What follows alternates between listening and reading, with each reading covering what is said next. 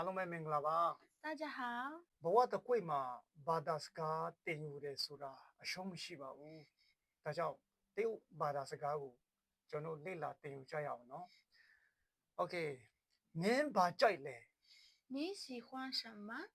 你喜欢什么？ မင်းမှာဘာရှိလဲ你有什么？你有什么？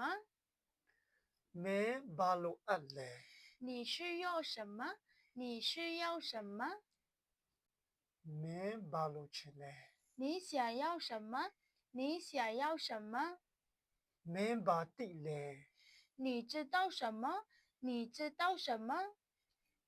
မင်းဘာကိုဆိုလိုတာလဲ 你什么意思？你什么意思？